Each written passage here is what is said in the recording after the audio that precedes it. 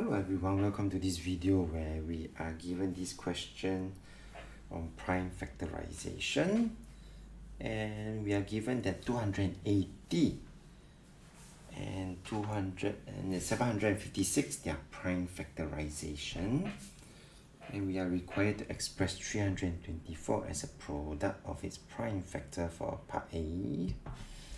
So let's zoom into part A, okay? Well, so for 324, you can make use of a calculator to get the answer. But if the working probably goes like this, that I will have the 324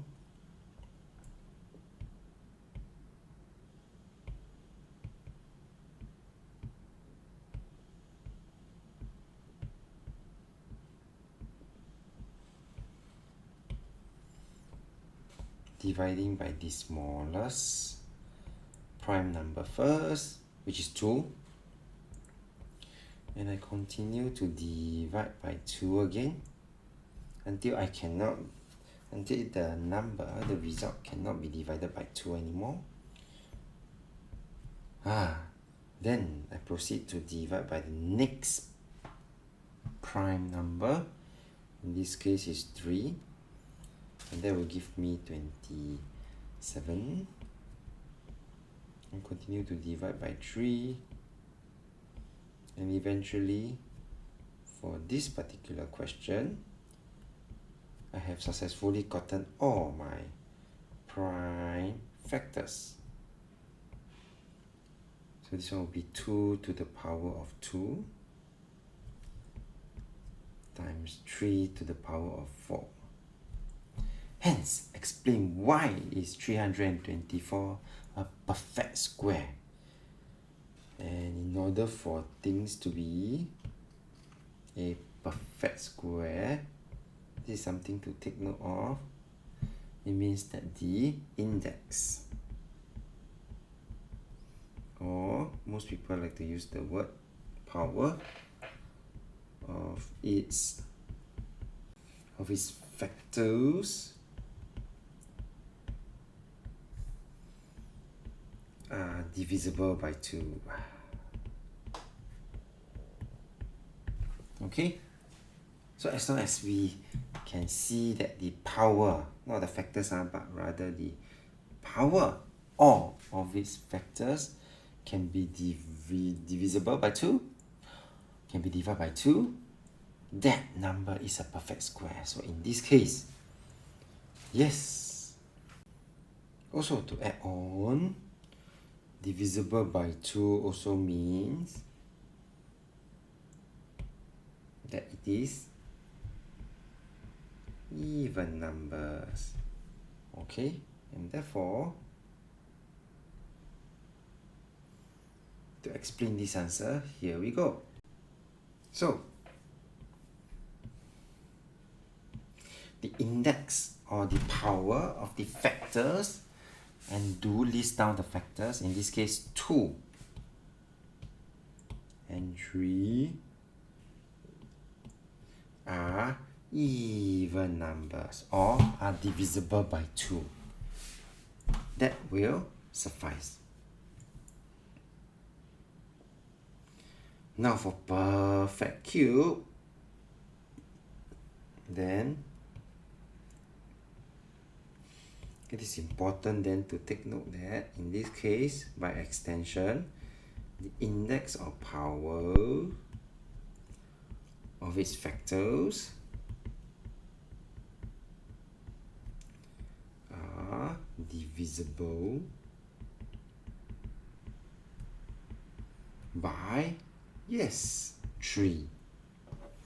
Okay, so 324 times n over n is a perfect cube where m and n are prime numbers. Okay, so this is what we are going to do, since I already know that 324 can be expressed as 2 power 2 times 3 power 4, which are prime factors. And when I multiply by m over n, the result is as such. I'm going to write it in this form, times m over n. Okay.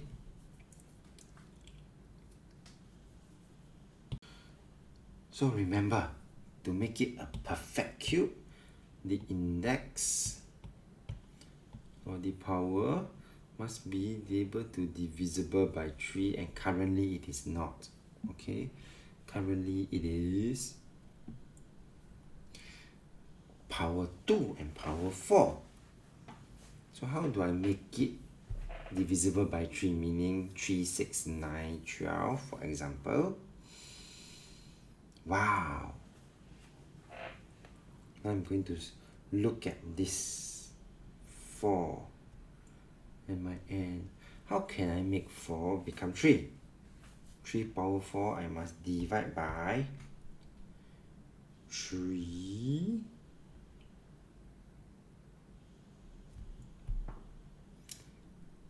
Because once I divide by 3, the 4 at the side, please take note here. 3 power 4 divided by 3 power 1, which is 3. This one will give me 3 power 3, which is what we want. So n has to be 3 power 1. As for 2 and m, 2 power 2, I realize if I times a 2, so 2 power 2 times another 2, which is 2 power 1, you will get 2 power 3, which is what we want as well. The power becomes a number that is divisible by 3.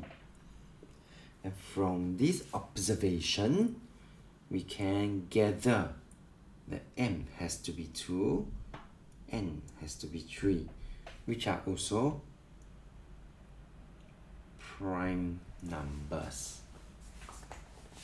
Okay, so for this part 3, this question is really by observation and having that understanding or the knowledge that for a perfect cube, the index must be divisible by 3.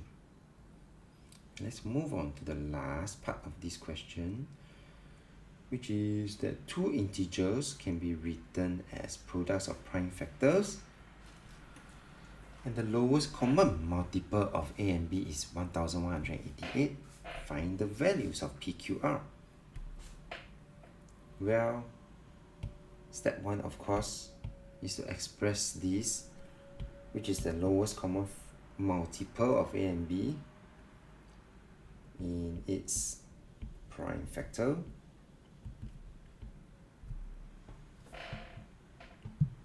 And so this will give me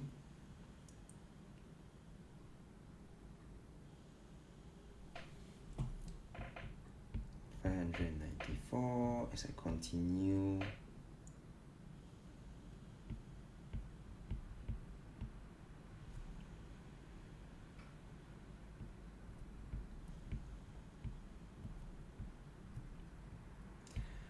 To get my prime factorization of this. So the LCM, which is equals to 1188, is equals to 2 power 2 times 3 power 3 times 11. And in order for us to get the LCM,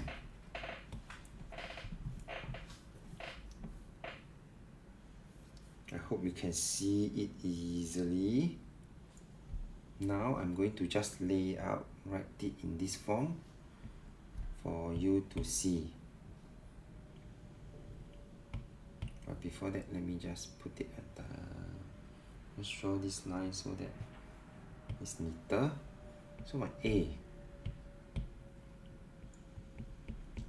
is P.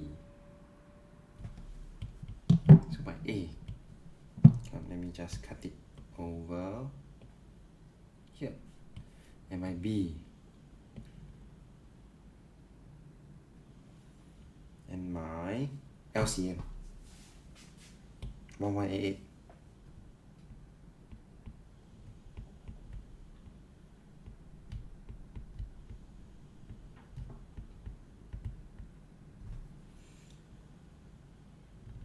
So from here, we can then gather very easily. To get the lowest common multiple, we have to choose the prime factor with the highest index. So in this case, p power 2, r plus 1 is definitely larger than r. And of course 11, it doesn't matter, both is the same. And from here, we can then gather the number for p. I hope you can see that it is 2. The number for r. Okay, so from here, r plus 1 is equals to 3. R is therefore equals to 3 minus 1, 2. And what is my 3? And what is my Q? Yes, it's 3 by pure observation. And from here, we have come to the end of this video. So if you like this video, do give it a thumbs up. Thank you for watching and have a nice day.